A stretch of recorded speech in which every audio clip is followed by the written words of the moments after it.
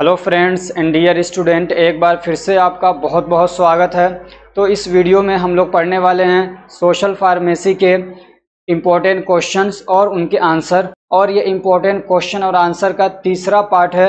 इस पार्ट के अंदर हम लोग शॉर्ट क्वेश्चंस देखेंगे और उनके आंसर। तो चलिए शुरू करते हैं। हमारा सबसे पहला क्वेश्चन है एक्सप्लेन डेमोग्राफी। डेमोग्राफी क्या होता है इसको एक्सप्लेन करना है, और डेमोग्राफी साइकिल को भी एक्सप्लेन करना है। तो डेमोग्राफी क्या होता है? तो डेमोग्राफी एक टाइप की स्टडी होती है जिसमें हम लोग स्टडी करते हैं ह्यूमन पॉपुलेशन की। किसी भी एरिया के अंदर कितने लोग रहते हैं, उसमें कितने जवान हैं, कितने बूढ़े हैं, कितने बच्चे हैं, कितने पैदा हुए, कितने मरे, इस टाइप की जो स्टडी होती है उसको बोलते हैं डेमोग्राफी। और ये किसी एक स्पेसिफिक एरिया के अंदर हम लोग करते हैं, समझ रहे हैं। अब ये जो डेटा निकल के आया, मान लीजिए आज हमने किया ये कि मतलब किस एरिया के अंदर कितने लोग हैं, किस टाइप के, बूढ़े, जवान, बच्चे, क्या मर्द, औरत, तो ये हमने आज डेटा निकाल लिया। तो ऐसा नहीं कि हमेशा यही डेटा रहे, इसमें चेंज भी होता रहता है। तो कभी हो सकता है कि मतलब क्या कहते हैं बूढ़े लोग कम हो, कभी हो सकता है कि बूढ़ों की तादाद ज़्यादा हो गई हो, कभी बच्चे कम होंगे, कभी क्या कहते हैं औरतें हो सकता है कि उनकी क्या कहते हैं क्वांटिटी बढ़ गई हो, कभी हो सकता है मर्दों की क्वांटिटी बढ़ गई हो। तो ये क्या एक साइकिल चलता रहता है, समझ रहे हैं ना। इसी को बोलते हैं demography cycle. Time to time, इसको टाइम टू टाइम कर लीजिए। ये टाइम टू टाइम क्या है, चेंज होते रहते हैं। तो इसी जो ये चेंजिंग आ रही है इसको बोलते हैं डेमोग्राफी साइकिल, यानी डेमोग्राफी के अंदर चेंजिंग आ रही है, बदलती रहती है वो, तो उसको बोलते हैं डेमोग्राफी साइकिल। अब वो क्या कई स्टेज में होता है। डेमोग्राफी साइकिल क्या है, कई स्टेज में होता है। तो फर्स्ट स्टेज में क्या होता है, इसको बोलते हैं हाई स्टेशनरी स्टेज। क्या बोलते हैं, हाई स्टेशनरी स्टेज। इसमें हाई बर्थ रेट भी होता है और हाई डेथ रेट भी होता है। मान लीजिए 1000 लोग हैं सपोज दैट, तो 100 लोग मरे भी इस साल हैं और 100 लोग क्या है, इस 100 बच्चे क्या है इस साल पैदा भी हुए हैं, समझ रहे हैं, फॉर एग्जाम्पल। तो दोनों का जो डेटा है वो हाई है, समझ रहे हैं ना। बर्थ रेट भी हाई है और क्या कहते हैं डेथ रेट भी हाई है।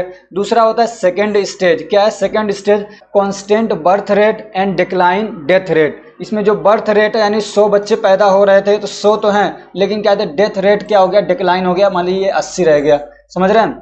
तीसरा क्या है, third stage, decline birth rate and decline death rate. दोनों में कमी आ रही है, 100 था तो मान लीजिए 80 हो गया दोनों में, समझ रहे हैं ना। पैदा भी 80 हो रहे हैं और मर भी 80 रहे हैं।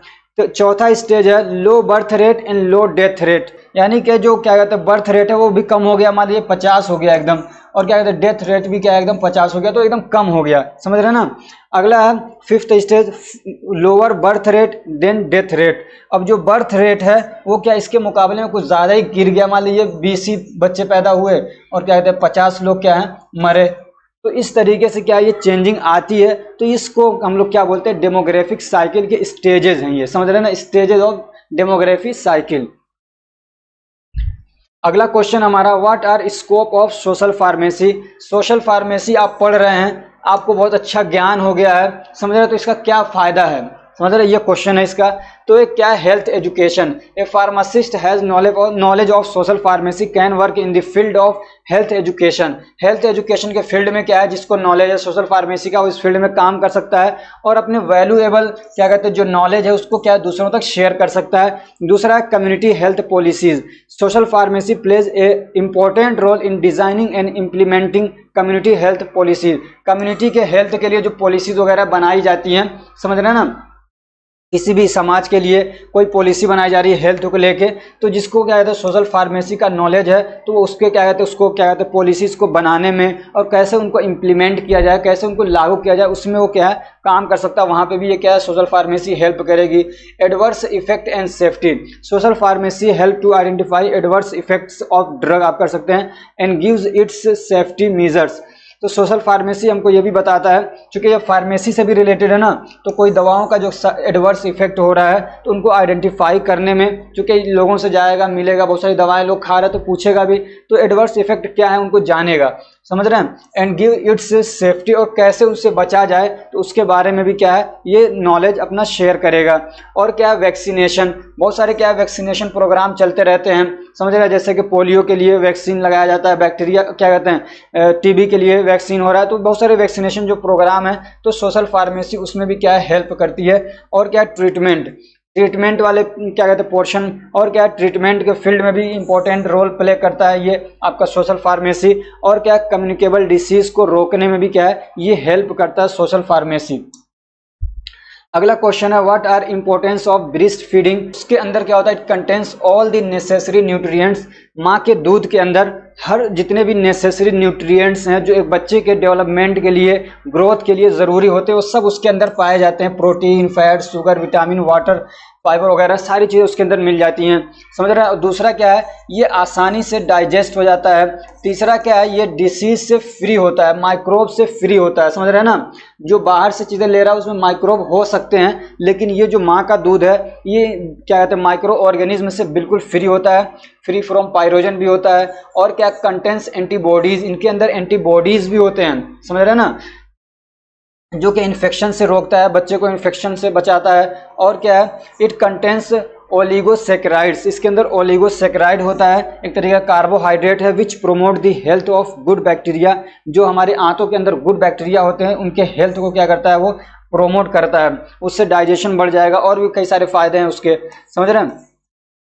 It maintains a suitable body temperature of infants body, और जो छोटा अभी बच्चा है उसकी बॉडी का जो टेम्परेचर जो मतलब होना चाहिए नॉर्मल, उसको मेंटेन करने में भी क्या है, जो दूध है माँ का वो हेल्प करता है उसमें। और क्या है, it reduce the risk of heart attack. ये देखिए कितना मतलब बड़ी बात है, आज लोग इसको फैशन बना के क्या है, डब्बे का दूध पिलाते हैं बच्चों को, हार्ट अटैक के चांसेस बढ़ जाते हैं, समझ रहे हैं ना। अगर वो क्या कहते हैं बोतल का दूध पी रहा है या कोई माँ के दूध के अलावा कोई भी अलग मतलब कहीं दूसरे सोर्स से दूध पी रहा है, हाँ ये किसी दूसरे मतलब माँ का पी रहा है, किसी दूसरी औरत का पी रहा है तो सही है, समझ में आता है। लेकिन अगर क्या कहते हैं इंसानों के अलावा किसी दूसरी चीज़ का दूध पी रहा है वो, तो हार्ट अटैक के चांसेस बढ़ जाते हैं। It reduce the risk of lung disease, और ये अगर माँ का दूध पीता है तो लंग्स के डिसीज जैसे कि अस्थमा वगैरह हैं इसके भी चांसेस कम हो जाते हैं। बच्चे का आईक्यू लेवल बढ़ जाता है, समझ रहे हैं, आईक्यू लेवल बढ़ जाता है बच्चे का अगर माँ का दूध पीता है तो। और क्या है, it promotes A bonding between mother and child, और ये माँ का दूध पीता है तो उसका एक फायदा ये भी होता है कि क्या कहते हैं माँ और बच्चे के बीच में जो एक लगाव होता है, एक रिश्ता जो जुड़ता है, समझ रहे हैं, वो एक अलग ही रिश्ता होता है, उसको बयान नहीं किया जा सकता है, उसको क्या है बताया नहीं जा सकता है वर्ड्स के अंदर, तो वो डेवलप होता है, वो प्रोमोट होता है। और अगर बच्चा माँ के छाती से डायरेक्टली दूध नहीं पी रहा है तो वो एक जो कनेक्शन बनना चाहिए वो नहीं बन पाता है। It protects mother from breast cancer, और ये क्या है, अगर बच्चा माँ का दूध पी रहा है तो माँ को ब्रेस्ट कैंसर होने के चांसेस कम हो जाते हैं, माँ को बचाता है ये ब्रेस्ट कैंसर से। और क्या है, it makes the infants immunity strong, और इससे बच्चे की इम्यूनिटी भी क्या होती है, स्ट्रॉन्ग हो जाती है। ये कुछ फ़ायदे हैं, बहुत सारे अभी फ़ायदे छोड़ दिए गए हैं। और अगर नहीं पीता है माँ का दूध तो उसके इल इफेक्ट्स क्या हैं, समझ रहे हो ना। अगर सब्स्टिट्यूएंट कोई यूज़ कर रहा है या बोतल फीडिंग हो रही है, कुछ भी कर रहा है, तो उससे क्या दिक्कत है, तो एक तो एंटीबॉडीज़ की कमी हो जाएगी, बच्चे को क्या होगा, जल्दी से इन्फेक्शन हो जाएगा। दूसरा क्या है, बच्चे को क्या होता है, जो डाइजेस्टिव सिस्टम है वो कमज़ोर हो जाएगा। और क्या होगा, लंग्स इन्फेक्शन होने के चांसेस हैं। और क्या, increase the risk of SIDS, sudden infant death syndrome, समझ रहे हैं ना, बच्चे के अचानक से मौत होने के क्या कहते हैं चांसेस हैं, ये जो रिस्क है वो बढ़ जाता है। और क्या है, it can lead to heart disease बढ़ने के चांसेस हैं, हार्ट अटैक आ सकता है। और क्या, इट लीड्स टू ओबेसिटी, इससे मोटापा भी आता है जो कि कोई अच्छी चीज़ नहीं है। डायबिटीज़ बढ़ने के चांसेस, डायबिटीज़ होने के चांसेस हैं, समझ रहे हैं ना। इससे क्या होता है, IQ स्कोर, ये Q है।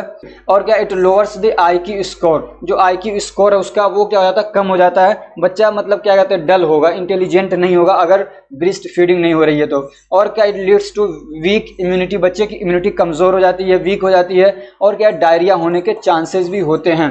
ये क्वेश्चन भी कई बार पूछा जा चुका है। अगला क्वेश्चन है, explain drug misuse and abuse and impacts. Drug misuse और एब्यूज क्या होते हैं, उनका क्या इम्पैक्ट होता है वो बताना है। तो मिसयूज क्या है, drug misuse is related to prescribed drug, prescribe drug से रिलेटेड है ड्रग मिसयूज। प्रेस्क्राइब ड्रग का मतलब ये होता है डॉक्टर लिख देता है ना पर्चे के ऊपर कि ये दवा आपको लेना है, तो वो होती है प्रेस्क्राइब्ड ड्रग, ठीक है ना। तो दवा प्रेस्क्राइब्ड की गई, लेकिन अब उसमें जो तरीका बताया गया कि मतलब आपको ये दवा कब खानी है, कितनी खानी है, दिन में कितनी बार खानी है, समझ रहे हैं ना, उस क्या कहते हैं डायरेक्शंस को और वो जो गाइडेंस दी गई है उसको फॉलो ना किया जाए, बल्कि उसके अलावा अपनी मर्जी से दवा खाया जाए, उसको बोलते हैं ड्रग मिसयूज। जैसे अपनी मतलब क्या कहते हैं उसको फॉलो ना करना, कि जैसे कि taking a high dose then prescribed. कहा गया था 500 mg खाने के लिए 600 mg कोई खा रहा है, तो वो क्या कर रहा है, मिस यूज कर रहा है ड्रग को। Not taking drugs by prescribed route. कहा गया था आपको क्या है, ओरल रूट से लेने के लिए वो किसी दूसरे रूट से ले रहा है, समझ रहे हैं ना, तो ये भी क्या है, ड्रग मिसयूज में आ जाएगा। और क्या है, एक प्रिस्क्रिप्शन वो यूज कर रहा है, किसी डॉक्टर ने देखा था और क्या कहते हैं उसकी जगह पे वो किसी दूसरे प्रिस्क्रिप्शन को यूज कर रहा है या दो को एक साथ मिला दे रहा है, तो ये भी क्या होगा, ड्रग मिसयूज होगा। ऐसे using drugs for other purpose than prescribed purpose. जिस चीज के लिए दवा को प्रिस्क्राइब किया गया था उस पर्पस के लिए ना यूज करके किसी दूसरे पर्पस के लिए यूज किया जाए, तो वो भी क्या है, ड्रग मिसयूज है। Taking drugs more time than prescribed. कहा गया था कि आपको दिन में 2 ही बार खाना है, आदमी 3 बार 4 बार खा रहा है, तो ये भी क्या है, ड्रग मिसयूज है। और ड्रग एब्यूज क्या होता है, टेकिंग मेडिकेशन विदाउट प्रिस्क्रिप्शन। बिना प्रिस्क्रिप्शन के अपनी मर्जी से दवाओं को यूज किया जा रहा है, उन दवाओं को जो प्रिस्क्राइब्ड दवाएं हैं, समझ रहे, बहुत सारी दवाएं होती हैं जो क्या कहते हैं हर एक को नहीं मिलेंगी मेडिकल स्टोर से, वो प्रिस्क्राइब्ड शेड्यूल एक्स के अंदर आती हैं, शेड्यूल एच वाली दवाएं हैं, वो सबको नहीं मिलती है, वो क्या है, प्रिस्क्रिप्शन पे ही दवाएं वो बेची जाती हैं, बहुत सारे लोग बेच देते हैं, समझ रहे हैं ना। तो ऐसी दवाओं को क्या कहते हैं बिना प्रिस्क्रिप्शन के ले रहा है कोई, या क्या कहते हैं repeated misuse of the drug. और जो आपने मिसयूज पढ़ा उसी को बार बार रिपीट कर रहा है। मान लीजिए 3 बार दवा लेना था, 1 बार कभी ले लिया, लेकिन वो रोज यही कर रहा है, लेनी दवा 2 बार लेकिन 4 बार ले रहा है, लेनी दवा 2 बार लेकिन 4 बार ले रहा है, तो उसको भी अब हम लोग क्या कहेंगे, ड्रग एब्यूज कहेंगे, ठीक है। अब इसके अंदर ड्रग एब्यूज के अंदर क्या हो जाएगा कि एक तो इंटेंशनल यानी जानबूझ के, एक तो मतलब ये कि अनजाने में, लेकिन वो जानबूझ के ऐसा कर रहा है, यानी दवा 2 बार लेनी है 4 बार ले रहा है, जानबूझ के कर रहा है, या बिना प्रिस्क्रिप्शन के जानबूझ के ले रहा है वो, समझ रहे हैं ना, या हार्मफुल कोई दवा है उसको ले रहा है, या एक्सेसिव अमाउंट में ले रहा है, अवेयरनेस ऑफ हार्मफुल रिस्क, और उसको मालूम है कि ये दवा क्या है, मतलब हार्मफुल है, नुकसान है इसका, ये एडिक्शन कर सकती है, लेकिन फिर भी ले रहा है, तो ये क्या होता है, ड्रग एब्यूज है। अब इससे होगा क्या, अगर ड्रग मिसयूज होगा या ड्रग एब्यूज होगा तो उससे होगा क्या, आदमी को लीड करेगा एडिक्शन की तरफ, आदमी को उसकी आदत पड़ जाएगी, एडिक्शन हो जाएगा, समझ रहे हैं ना। और फिर उससे क्या होगा, डिपेंडेंस, उसके बिना उसको काम नहीं चलेगा, फिर क्या है, उसका मूड खराब रहेगा, जब तक कि वो दवा खाएगा नहीं तो ड्रगिस्ट बन जाएगा, समझ रहे हैं ना। जो ड्रगिस्ट होते हैं तो वो क्या, मतलब कुछ आसमान से उतरने वाली दवा थोड़ी लेते हैं, यही जो आपके सेंट्रल नर्वस सिस्टम पे काम करने वाली दवाएं होती हैं, और भी कई सारी दवाएं हैं, स्पाज्मोडिक और पता नहीं कई सारी लेते रहते हैं, मुझे नहीं मालूम भाई कौन सी लेते हैं वो लोग। क्वेश्चन नंबर 5 है, what are importance of water and fibre in diet. क्या कहते हैं, वाटर के और फाइबर के हमारे डाइट में होने का क्या इंपॉर्टेंस है। These nutrients are also required in large amount। आपने मैक्रो और माइक्रो न्यूट्रिएंट के बारे में पढ़ा है, तो ये भी क्या है, हमको लार्ज अमाउंट में चाहिए होते हैं, लेकिन इनको मैक्रो में मतलब इंक्लूड नहीं किया जाता है। अब वाटर की जहाँ तक बात है, तो वाटर क्या है, ये क्या कहते हैं इंपॉर्टेंट कंपोनेंट्स है ह्यूमन बॉडी का, हमारी बॉडी का क्या है, बहुत ही क्या है, इंपॉर्टेंट कंपोनेंट है, पार्ट होता है। Approximately 55 to 60% of average adult body, हमारी बॉडी जो पूरी बनी हुई है तो उसमें तकरीबन 55 से 60% क्या है, वाटर ही होता है। समझना इसका क्या इंपॉर्टेंस है, क्या महत्व है, तो it helps in the digestion, ये डाइजेशन में बहुत ज़रूरी होता है। दूसरा क्या है, इट प्रिवेंट्स कॉन्स्टिपेशन, कब्ज नहीं होने देता है। और क्या है, बॉडी के टेम्परेचर को मेंटेन करने में ये ज़रूरी होता है। और क्या है, ड्राइनेस ऑफ स्किन को रोकता है, क्या कहते हैं स्किन सूखे ना उसको रोकेगा। और क्या, helps in removal of waste from body, stool को या फीसेस को या जो वेस्ट हम लोग खाना खा रहे हैं उसको बाहर निकलवाने में हेल्प करता है, समझ रहे हैं। और क्या है, ज्वाइंट्स के अंदर लिब्रिकेशन की ज़रूरत होती है, चिपचिपा पदार्थ होगा ताकि आराम से मूव कर सकें, तो ग्रीसिंग, समझ रहे हैं, तो उसका काम करता है ये। It helps in maintenance blood pressure में ये क्या है, हेल्प करता है, समझ रहे हैं ना। ब्लड प्रेशर, अगर ब्लड का वॉल्यूम बहुत ज़्यादा कम हो जाए तो ब्लड प्रेशर लो भी हो जाता है, समझ रहे हैं, हाइपोटेंशन हो जाएगा, तो उसको भी मेंटेन करने में काम करता है। किडनी अपना काम अच्छे से कर सके उसके लिए भी वाटर का होना ज़रूरी है। और क्या है, बॉडी का पीएच लेवल मेंटेन रखने के लिए भी ज़रूरी होता है। और क्या है, सलाइवा जो बहुत ज़रूरी, मतलब एक क्या कहते हैं, और क्या, सलाइवा के फॉर्मेशन के लिए भी इसकी ज़रूरत पड़ती है। सलाइवा क्या है, बहुत ज़्यादा इंपॉर्टेंट होता है हमारे क्या कहते हैं खाने के हजम करने के लिए, और ख़ास तौर से कार्बोहाइड्रेट के क्या कहते हैं डाइजेशन में इसकी ज़रूरत पड़ती है सलाइवा को, और मुंह के अंदर क्या कहते हैं मुंह सूखा ना रहे, और भी कई सारे फायदे हैं। तो उसमें ये क्या है काम करता है सलाइवा के फॉर्मेशन में। अब डाइटरी फाइबर क्या होते हैं, तो ये क्या होते हैं इनडाइजेस्टेबल होते हैं, यानी ऐसी चीज़ होती है जो डाइजेस्ट नहीं होते हैं हमारे जीआईटी के अंदर डाइटरी फाइबर समझ। और एक तरीके से ये कार्बोहाइड्रेट होते हैं। ये क्या होते हैं पार्ट्स और कंपोनेंट ऑफ प्लांट ही होते हैं, या वेजिटेबल से मिल जाते हैं हमको, या अनाज से मिल जाते हैं, जैसे कि सेलुलोज हो गया, पेक्टिन हो गया। ये किन के एग्जाम्पल हैं डाइटरी फाइबर के। तो ये भी एक तरीके के कार्बोहाइड्रेट हैं। तो इनका क्या इंपॉर्टेंस है, तो डाइजेशन में ये हेल्प करते हैं। और क्या कहते हैं intestinal peristaltic movement, peristaltic movement में ये बहुत ज़रूरी होते हैं, समझ रहे ना। किसी को कब्ज हो रहा है तो उसको डाइटरी फाइबर में क्या अपने खाने में बढ़ा देना चाहिए अपने डाइट के अंदर। कॉन्स्टिपेशन को रोकते हैं ये, समझ रहे ना। और क्या कहते हैं स्टूल को सॉफ्ट कर देते हैं और इजी रिमूवल में काम करते हैं। किसी को अगर क्या कहते हैं हेमोरॉइड है, यानी क्या कहते हैं बवासीर है, तो उसको भी अपने डाइटरी फाइबर को बढ़ा देना चाहिए। It slows down absorption of sugar, और ये शुगर के एब्जॉर्प्शन को कम कर देते हैं, समझ रहे हैं ना। A high fibre diet can reduce the risk of haemorrhoid, और यहाँ पे आ गया ना ये बवासीर के रिस्क को कम कर सकता है अगर आपका खाना क्या है जिसके अंदर जिसके खाने के अंदर हाई मात्रा में फाइबर पाया जाए, डाइटरी फाइबर, ठीक है ना। और क्या इट लोअर्स द LDL जो बैड कोलेस्ट्रॉल होता है, लो डेंसिटी लिपोप्रोटीन बोलते हैं या लाइपोप्रोटीन बोलते हैं, तो उसको ये क्या करता है कम कर देता है आपके ब्लड के अंदर। और क्या कहते हैं जो कार्डियोवास्कुलर डिसीज है, हार्ट से रिलेटेड जो बीमारियां हैं उनके रिस्क को कम कर देता है डाइटरी फाइबर। अगला क्वेश्चन है व्हाट इज माल न्यूट्रिशन और right the nutrition deficiency disease. Question चाहे ऐसे पूछे व्हाट इज मल न्यूट्रिशन या डिफाइन मल न्यूट्रिशन या न्यूट्रिशन डिफिशियंसी डिसीज आपसे पूछे तो आप इसको लिखेंगे, समझ रहे ना। तो क्या कहते हैं मल न्यूट्रिशन किसको कहते हैं, तो न्यूट्रिशन की कमी की वजह से जो बीमारियां होती हैं, समझ रहे हैं ना। न्यूट्रिशन की कमी की वजह से जब बीमारियां हो तो उसको बोलते हैं मल न्यूट्रिशन। अब ये कौन सी बीमारियां होती हैं, तो बहुत सारी बीमारियां होती हैं, लेकिन हम लोग यहाँ पे पढ़ रहे हैं जो मैक्रो, समझ रहे हैं जो मैक्रो न्यूट्रिएंट्स हैं उनकी कमी की वजह से जो बीमारियां होती हैं, यानी कार्बोहाइड्रेट, फैट और प्रोटीन, इनकी कमी की वजह से जो बीमारियां होती हैं उनके बारे में पढ़ रहे हैं हम लोग, समझ रहे हैं ना। तो एक है kwashiorkor, this disease occurs due to severe deficiency of dietary protein. हमारे खाने के अंदर जो प्रोटीन होना चाहिए उसकी क्या होता है सीवियर डिफिशियंसी, यानी बहुत ज़्यादा जब कमी हो जाए तब ये बीमारी होती है। The affected person have abnormally thin और वीक बॉडी पार्ट्स। तो इसमें होता क्या है जब इसकी कमी होती है तो अफेक्टेड पर्सन का जो क्या है बॉडी पार्ट्स है वो बहुत पतले हो जाएंगे और बहुत कमज़ोर हो जाते हैं, ऑर्गन भी कमज़ोर हो जाते हैं। बट हैव स्वॉलन एंकल्स, लेकिन जो उसका टखना होता है, समझ रहे हैं ना, ये घुटने के नीचे वाले जो जॉइंट है उसको बोलते हैं एंकल्स। तो उसमें क्या हो जाता है सूजन हो जाता है, पैरों में सूजन हो जाता है, बेली पेट में सूजन हो जाता है, ये आगे वाला जो है वहाँ पे सूजन हो जाता है फ्लूइड रिटेंशन की वजह से, उसमें फ्लूइड जमा होने लगता है इस वजह से। अब इसके सिम्टम्स क्या हैं, तो लॉस ऑफ वेट होता है, जिसको ये दिक्कत हो जाएगी उसका वेट लॉस होने लगेगा। ग्रोथ और क्या कहते हैं उसकी जो वेट गेन है वो रुक जाएगा, यानी आदमी का वेट भी नहीं बढ़ रहा है और ग्रोथ भी रुक जाएगी। और ये बच्चों में ही ज़्यादातर होता है, समझ रहे हैं ना। इम्यून सिस्टम डैमेज हो जाता है और बहुत आसानी से आदमी इन्फेक्टेड हो जाता है। दूसरी जो बीमारी होती है वो है मारास्मस। क्या है marasmus? This disease occurs due to severe deficiency of all macronutrients. वो जो था वो खास तौर से जो प्रोटीन है उसकी कमी की वजह से हो रहा था, और ये जितने भी क्या कहते हैं मैक्रोन्यूट्रिएंट्स हैं, क्या कहते हैं कार्बोहाइड्रेट, फैट और प्रोटीन, इन सब की क्या है मतलब सीवियर डिफिशियंसी हो रही है, बहुत ज़्यादा कमी होती है, तब ये दिक्कत होती है और बच्चे खास तौर से इससे अफेक्टेड होते हैं। इसमें भी वही सारी दिक्कतें होंगी, समझ रहे हैं ना। वेट नहीं बढ़ेगा, उसका वेट कम होने लग जाएगा, ग्रोथ क्या कहते हैं कम हो जाएगी, वेट कम होने लगेगा। और क्या कहते हैं natural colour of skin and hair change to the rust colour. और जो एक होता है ना चमक होती है बालों के अंदर, स्किन के अंदर, वो क्या हो जाएगा रस्ट हो जाएगा, मतलब एकदम मांद पड़ जाएगा। और क्या होगा क्रोनिक डायरिया हो सकता है, नहीं हमेशा उसको डायरिया रहेगा अगर ये दिक्कत हो रही है, मारास्मस है उसको। तो अगला क्वेश्चन है define food poisoning. Food poisoning क्या होता है इसको डिफाइन करना है।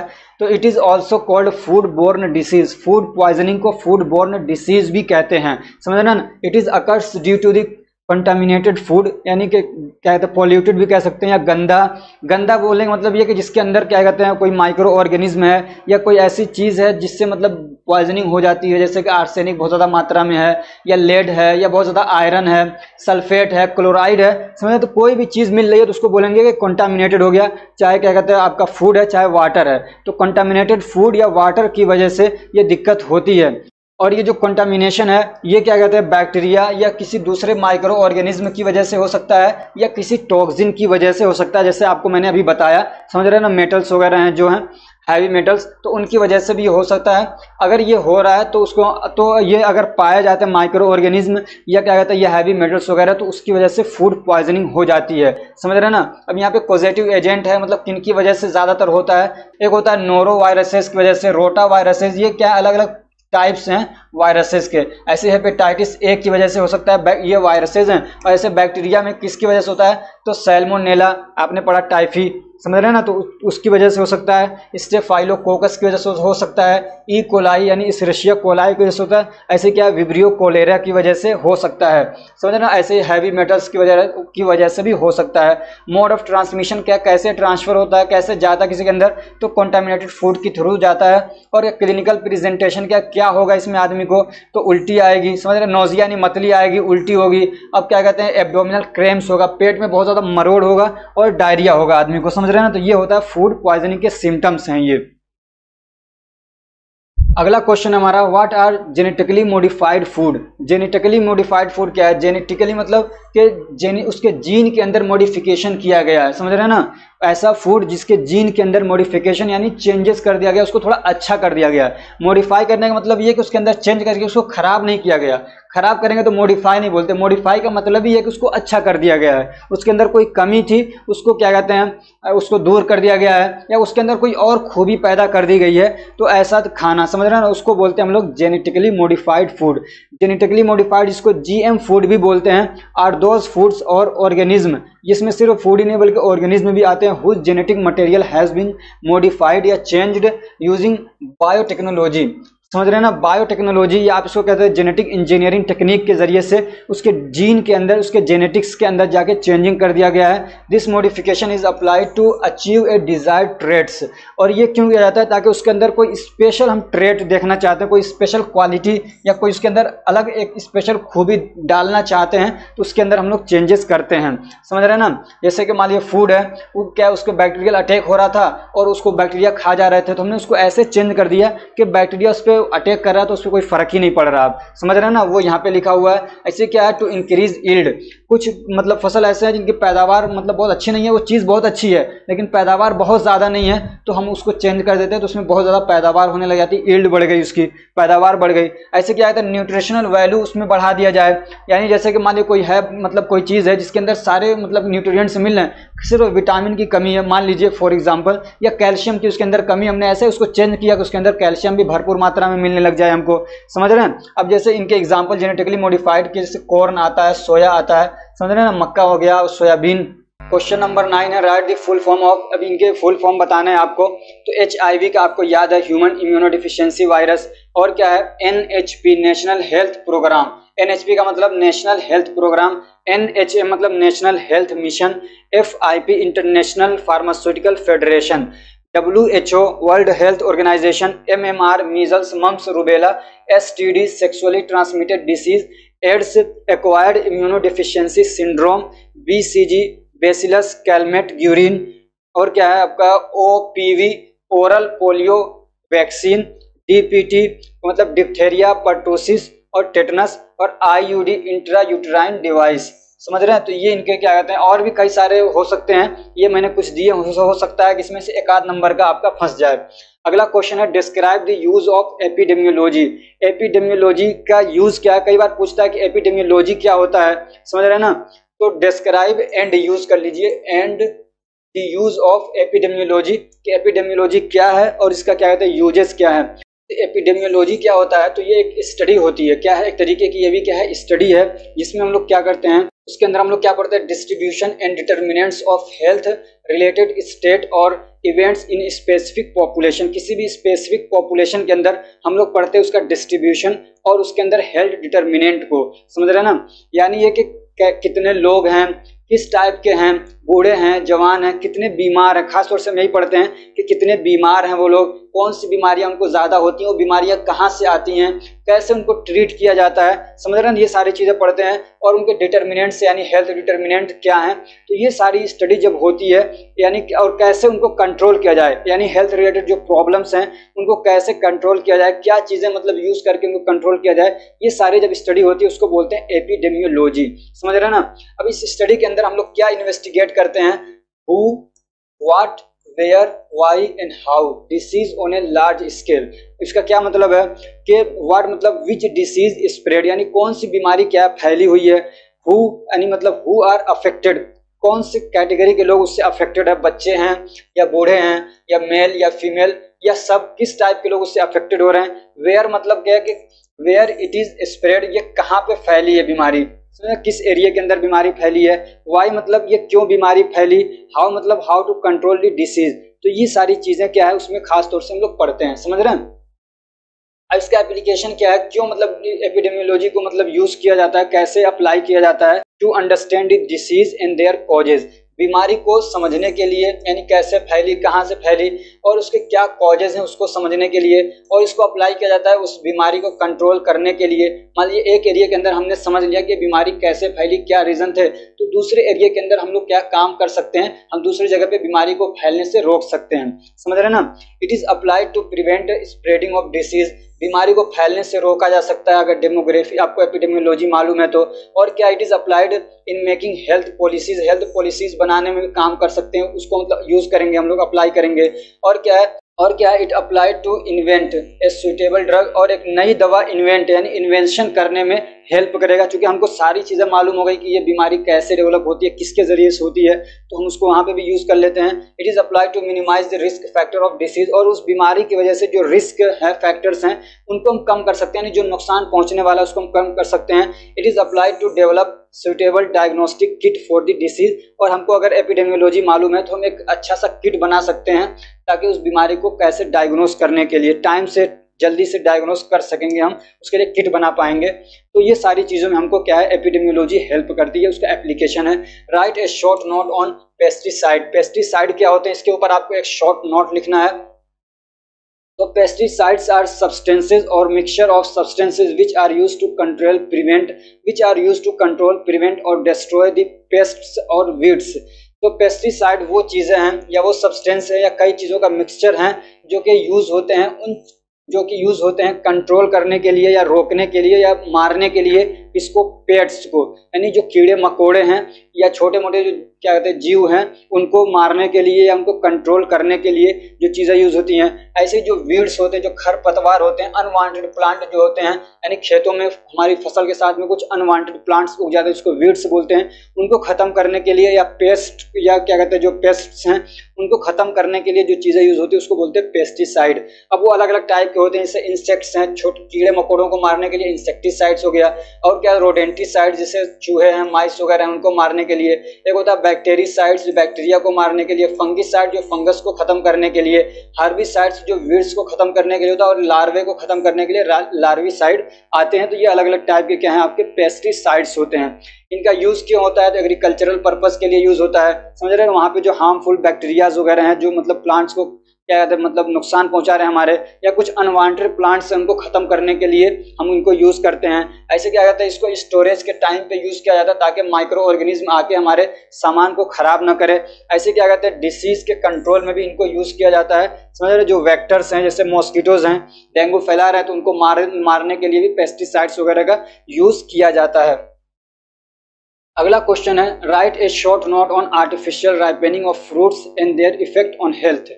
आर्टिफिशियल राइपेनिंग ऑफ फूड क्या है, तो मतलब ये कि पेड़ से हमने आम को और दूसरे जो फल हैं उनको तोड़ लिया, अभी आम का सीजन चल रहा है, और हमने उनको दवाओं के जरिए से, यानी पेड़ में न पके वो बल्कि उसको लाके हमने किसी दूसरे तरीके से पकाया, समझ रहे हैं ना, तो उसको बोलते हैं आर्टिफिशियल, यानी नकली तरीके से। तो असली तरीके से पकते हैं वो पेड़ के अंदर, दूसरे हमने उसको पहले ही तोड़ लिया पकने से पहले, और हमने कोई दवा के जरिए से, केमिकल किसी टेक्निक के जरिए से उनको पकाया, तो वो होता है आर्टिफिशियली उसको बोलते हैं आर्टिफिशियली राइपेनिंग, समझ रहे हैं।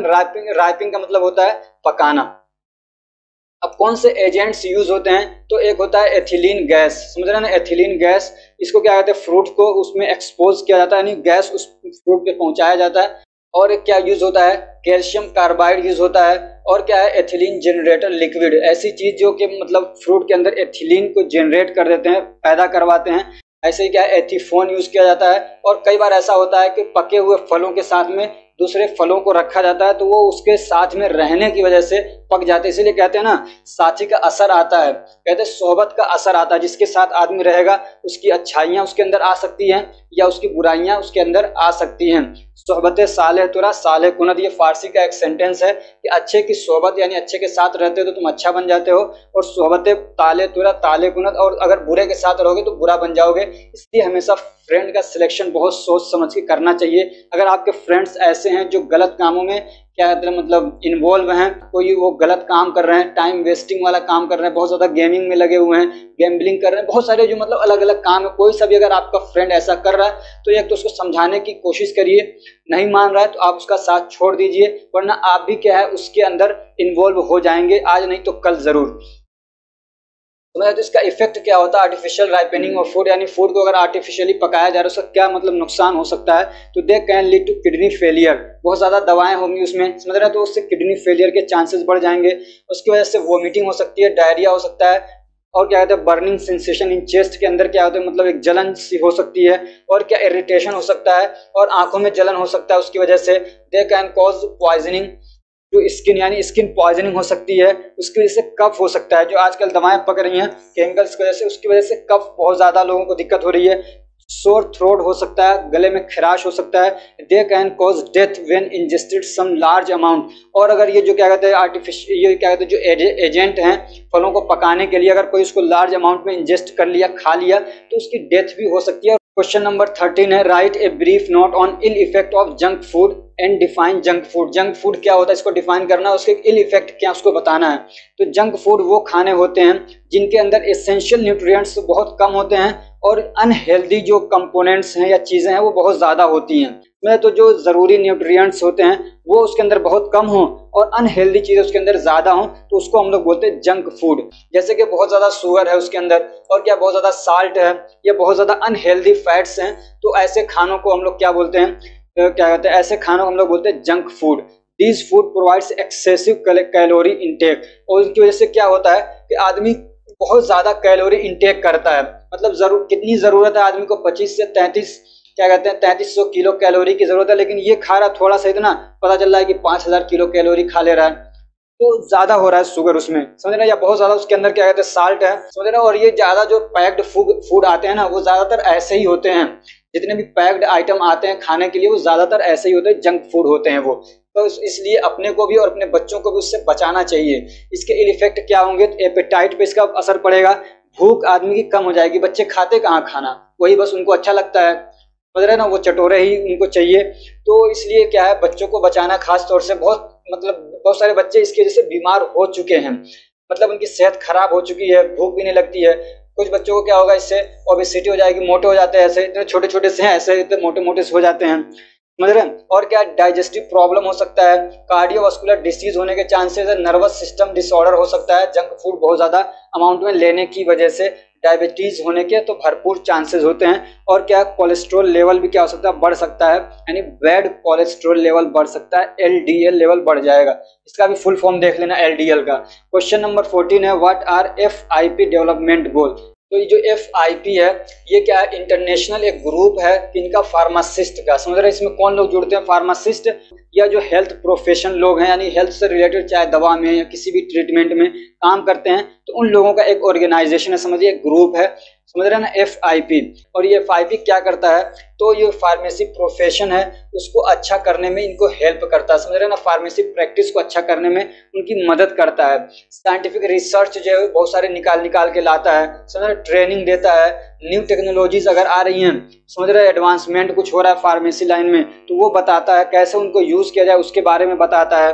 अब ये जो FIP है इसने क्या है 2016 के अंदर कुछ स्टेप्स लिया, यानी कुछ इन्होंने अपने गोल्स बनाए, ठीक है ना। क्यों बनाए, to make the pharmacy practice more better ताकि फार्मेसी प्रैक्टिस को और ज़्यादा अच्छा बनाया जा सके। फार्मेसी प्रैक्टिस मतलब दवाओं के से रिलेटेड जो दवाओं का बेचना है, उनका सप्लाई करना है, उनका बनाना है, उनका यूज़ करना है, उसको अच्छा बनाया जा सके। तो वो जो गोल्स हैं उन्हीं को बोलते हैं FIP डेवलपमेंट गोल्स। तो बहुत सारे गोल्स हैं, उसमें से हमने कुछ ले रखा है यहाँ पे। इनकी नंबरिंग भी आप देख रहे हैं उल्टा सीधा है, कोई दिक्कत नहीं है। तो DG का मतलब डेवलपमेंट गोल, ये नंबर है, समझ रहे हैं। तो एकेडमिक कैपेसिटी को बढ़ाया जाए, उसमें तय किया इन्होंने। ऐसे क्या कहते हैं, जो पॉलिसी डेवलपमेंट के लिए उन्होंने मतलब अपना वो बनाया है, यानी पॉलिसीज बनाई जाए फार्मेसी प्रैक्टिस के लिए। मेडिसिन एक्सपर्टीज, यानी कि बहुत सारे एक्सपर्ट बनाए जाएं, लोगों को अच्छे से क्या कहते हैं ट्रेंड किया जाए, अच्छे से पढ़ाया जाए, समझ रहे। तो इस सब और भी बहुत सारे क्या इन्होंने गोल बनाए थे, समझ रहे हैं। तो ये होता है आपका FIP डेवलपमेंट गोल्स। तो जब लाइट कट जाती है ना, तो माइक की आवाज़ आपको चेंज सी हो जाएगी, आपको आवाज़ दूसरी तरीके से लगने लग जाती है। लाइट कट चुकी है, पंखा भी मेरा बंद है, अगर ना बंद करूं, और भी कई सारी लाइटों को मैंने बंद कर दिया, सिर्फ मेन लाइट जल रही है ताकि ये मैं लेक्चर आपका रिकॉर्ड कर सकूं। वरना इन्वर्टर तो बहुत जल्दी बैठ जाता है, इसलिए कि इसमें कई सारे सिस्टम्स हैं। ये बोर्ड भी है आपका, एक सिस्टम यहाँ पे रहता है, फिर एक कैमरा चलता रहता है, समझ रहे हैं। तो ये कई सारी चीज़ों को लोड उठा पाना इतना आसान नहीं होता है। थोड़ी देर के लिए हो तो कर लेता है, लेकिन लंबे समय तक लेकिन लंबे समय तक सब लोड उठा नहीं पाता इन्वर्टर। एक अगला क्वेश्चन आपका, right a brief note on occupational illness with example. Occupational illness क्या होते हैं, इस पे एक नोट लिखना है और इन एग्जाम्पल बताने हैं। तो ऑक्यूपेशनल इलनेस उनको बोलते हैं ऐसी बीमारियां जो किसी ऑक्यूपेशन की वजह से हो रही हैं, या जहां पे कोई काम किया जा रहा है उस काम के एरिया में रहने की वजह से हो रहा है वो बीमारी, तो उसको बोलते हैं ऑक्यूपेशनल इलनेस। जैसे कि मान लीजिए मैं यहाँ पे पढ़ा रहा हूँ, तो यहाँ का इन्वायरमेंट इतना गंदा है कि मुझे दिक्कत कर रहा है, बार बार मुझे खांसी आ रही है, और क्या कहते हैं डस्ट वगैरह मेरे अंदर जा रहे हैं, तो मुझे क्या है दिक्कत हो सकती है लंग्स की, समझे। तो ये बीमारी मुझे क्यों हो रही है, इस एरिया के अंदर काम करने की वजह से। ऐसी बहुत सारी फैक्ट्रीज है, वहाँ पे काम करने की वजह से अलग अलग बीमारियाँ हो सकती हैं। फॉर एग्जाम्पल सीमेंट की कोई फैक्ट्री में काम कर रहा है, तो उसको भी लंग्स के प्रॉब्लम्स होने के बहुत ज़्यादा चांसेस हैं, समझ रहे हैं ना। कुछ ऐसी मतलब केमिकल्स वगैरह हैं जिनकी वजह से आदमी को कहते हैं कैंसर होने के चांसेस है, कुछ उस एरिया में काम कर रहा है। जैसे एक्सरे वाला एरिया होता है, रेडिएशन वाला एरिया होता है, उनको प्रोटेक्टिव कहते हैं कपड़े पहनने पड़ते हैं, वरना तो उनको कैंसर होने के चांसेस हैं, समझ रहे हो ना। तो इस टाइप से कोई भी बीमारी हो रही है किसी ऑक्यूपेशन की वजह से, किसी जगह पे काम करने की वजह से, उस एरिया के अंदर रहने की वजह से बीमारी हो रही है, उसको बोलते हैं ऑक्यूपेशनल इलनेस। हार्मफुल केमिकल्स उनकी वजह से हो सकते हैं, डस्ट की वजह से हो सकते हैं, कोई एरिया जहाँ पे नॉइज बहुत है तो हेयरिंग लॉस हो सकता है, समझ रहे ना, रेडिएशन की वजह से हो सकते हैं। कोई एरिया जहाँ पे बहुत ज़्यादा माइक्रो ऑर्गेनिज्म है तो उसकी वजह से हो सकता है। कोई ऐसी कंपनी है, कोई ऐसा जॉब है जिसमें स्ट्रेस बहुत ज़्यादा है, तो आदमी क्या आगे चल के मतलब मेंटली उसको दिक्कत हो सकती है। अब कौन सी बीमारियां हो सकती है, तो जैसे कि स्किन डिसीज हो सकता है, समझ रहे हैं ना। बहुत लंबे समय तक कोई आदमी क्या इरिटेंट्स या रेडिएशन या गैसेज कुछ हैं जो हार्मफुल है उनके कांटेक्ट में रह रहा है, तो उसको क्या कहते हैं स्किन डिसीज हो सकता है, स्किन कैंसर हो सकता है। ऐसे क्या कहते हैं हियरिंग लॉस हो सकता है, आदमी नॉइज पोल्यूशन में रह रहा है लंबे समय तक। ऐसे क्या अस्थमा होने के चांसेस हैं, समझ रहे, कोई आदमी डस्ट वाले एरिया में या एलर्जीज करने वाली जो चीज़ें होती हैं, या एनिमल डैंड्रफ हो गया या डेंडर भी बोलते हैं उनको, या उनके जो छोटे छोटे पंक्स होते हैं, तो समझ रहे, तो इनकी वजह से भी हो सकते हैं। या क्या कहते हैं केमिकल के वेपर्स जो हैं, या धुआं है, या वेल्डिंग का जो उसमें से गैस निकलता है, तो ये कोई भी इरिटेंट्स की वजह से मतलब दिक्कतें हो सकती हैं, तो वो अस्थमा के लिए भी क्या वो रिस्पॉन्सिबल हो सकते हैं। अगला क्वेश्चन हमारा, what is health insurance. Health insurance क्या होता है उसको बताना है। तो health insurance is a type of insurance, ये भी एक तरीके का इंश्योरेंस है।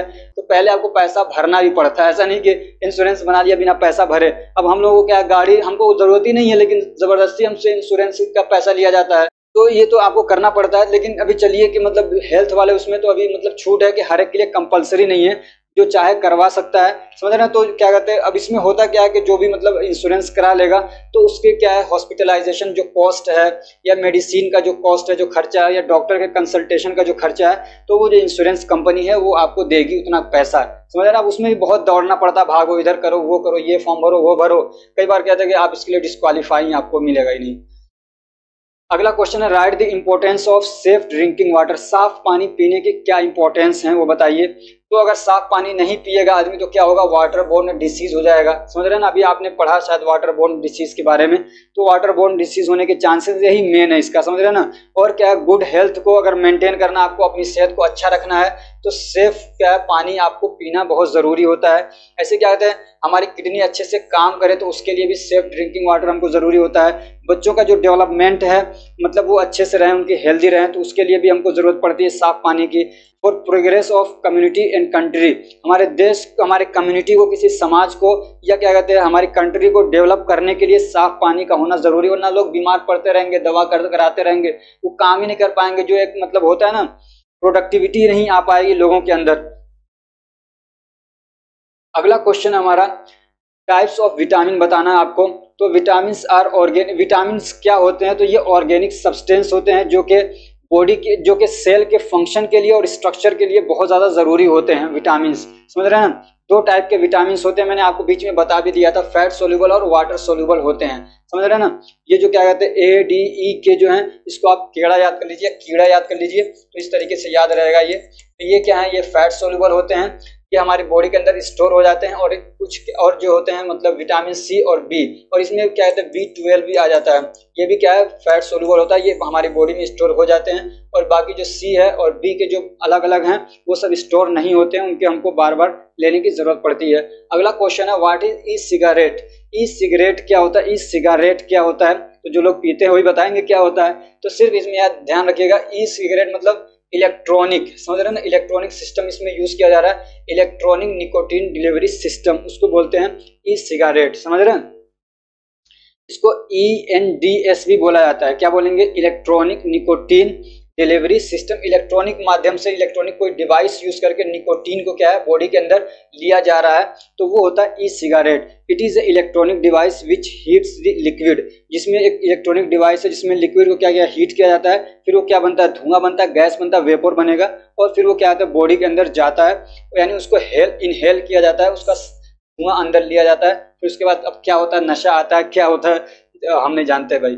अगला क्वेश्चन है, what is balance diet, balance diet क्या होता है। Balance diet is a diet that have all the necessary nutrient.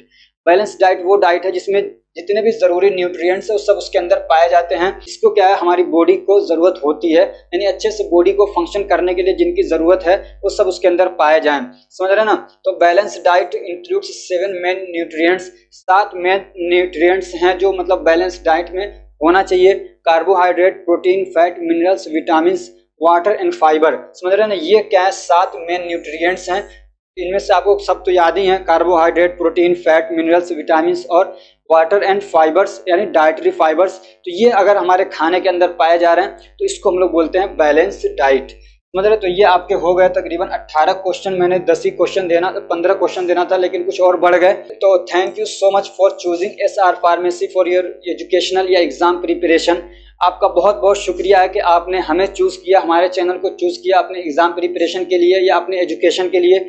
आपके सब, आप इस वीडियो को तो वही लोग देख रहे होंगे जिनको एग्जाम देना है, इसलिए हमारी पूरी दुआ है कि आप सबके अच्छे से अच्छे मार्क्स आएँ। और इस बात की भी हम दुआ करते हैं, प्रार्थना करते हैं, कामना करते हैं कि जो क्वेश्चन आपको बताया जा रहा है ये एग्जाम में भी आए आपके, और हो भी रहा है ऐसा। बहुत सारे बच्चों के आप देखेंगे कमेंट भी, और बहुत सारे क्वेश्चन पेपर जो अलग अलग जगहों पे हो रहे हैं, अलग अलग यूनिवर्सिटीज़ के अंदर हो रहे हैं, बहुत सारे क्वेश्चन इसमें से फंस रहे हैं जो हम क्वेश्चन आपको दे रहे हैं। तो बेस्ट ऑफ लक, बहुत बहुत आपका शुक्रिया। और अपनी खुशियों के अंदर हमें भी याद रखिए, क्वेश्चन पेपर आप हमको ज़रूर भेजिए, समझ रहे, आप किसी भी स्टेट से अपना क्वेश्चन हमको ज़रूर भेजिए। और जब पास हो जाना आप, तो हमको भी आके बताना कमेंट करके, या व्हाट्सएप पे भी मैसेज करके, सर मैं पास हो गया हूँ, या आके वीडियो के इस डिस्क्रिप्शन में कमेंट करके बताना, सर मेरे इतने मार्क्स आए हैं, मैंने ये वीडियोस देखी थी आपकी, हमको इतना फ़ायदा हुआ है। और अगर आपको खुशी बहुत ज़्यादा है तो आप हमको मिठाई भी भेज सकते हैं, उसके लिए आप हमसे कॉन्टेक्ट कर सकते हैं।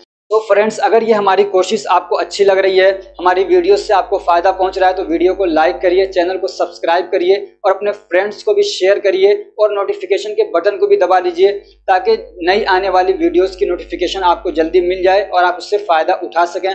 Thank you so much for watching.